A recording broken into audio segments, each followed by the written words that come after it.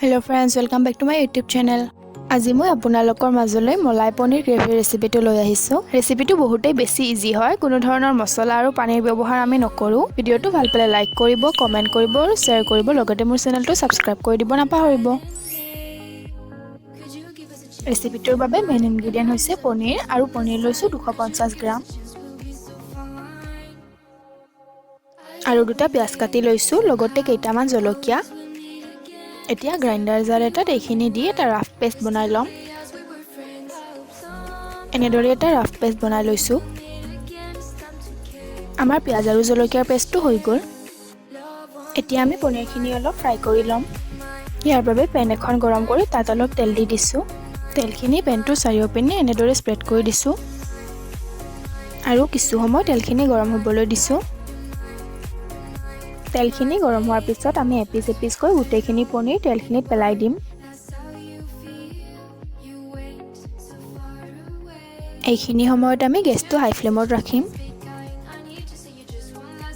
আৰু 2 মিনিটৰ বাবে গোটেইখিনি পনীৰ হেতাখনেৰে লৰাই দি থাকিম। পনীৰখিনি ভাজি নললেও হয়, কিন্তু ভাজি লোৱাৰ পিছত পনীৰখিনি খাবলৈ বেছি ভাল লাগে।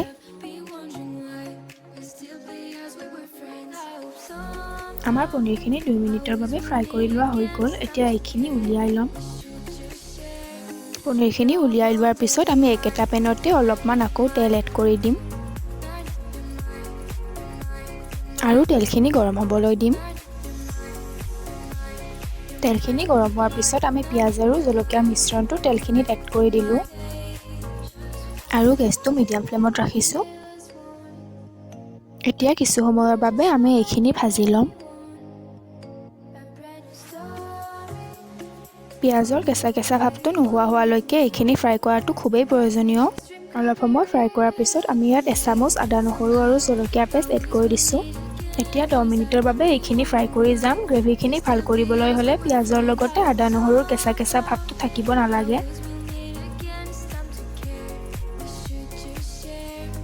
10 মিনিট পিছত এইখিনি আমাৰ ভাজি লোৱা হৈ গ'ল। আৰু এতিয়া আধা কাপ গাখীৰ এড কৰি দিম। গেছটো মিডিয়াম টু হাই ফ্লেমত ৰাখিম। আৰু গাখীৰখিনিৰ লগত পিয়াজৰ ভাজি লোৱা মিশ্ৰণখিনি হেতাখনেৰে ভালদৰে মিহলি কৰি দিম। 1 চামুচ গৰম মছলা পাউডাৰ ইয়াত এড কৰি দিলো। আৰু সোৱাদ অনুসৰি নিমখ ব্যৱহাৰ কৰিব। গেছটো মিডিয়াম ফ্লেমত ৰাখি গোটেইখিনি ভালদৰে মিহলি কৰি দিব।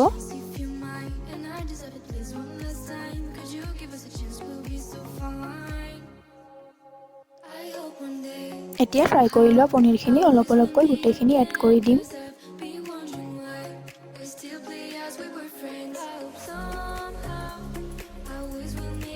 আমি গোটেইখিনি পনীৰ এড কৰি দিলো। এতিয়া গ্ৰেভিখিনিৰ লগত পনীৰখিনি ভালদৰে মিহলি কৰি দিম। আৰু 5 মিনিটৰ বাবে ঢাকনিখন লগাই দিম। এয়া 5 মিনিট পিছত আমি ঢাকনিখন আঁতৰাই দিছো। এতিয়া কেইটামান পুদিনাৰ পাত কাটি লৈ গ্ৰেভিখিনিত দি দিলো। আপুনি ধনিয়াৰ পাতো ব্যৱহাৰ কৰিব পাৰে। আমাৰ মলাই পনীৰ গ্ৰেভিখিনি ৰেডি হৈ গৈছে।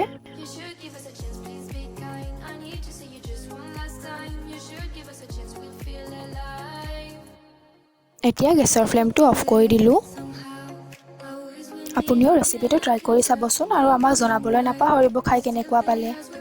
সঁচাই কৈছো, খাবলৈ খুবেই বেছি ভাল লাগে। এয়া আমি এনেদৰে পৰিৱেশন কৰিছো। যদি ভিডিওটো ভাল পায় লাইক, কমেন্ট আৰু শ্বেয়াৰ কৰিব। লগতে মোৰ চেনেলটো সাবস্ক্ৰাইব কৰি দিব নাপাহৰিব। Thank you so much for watching my video. Bye bye.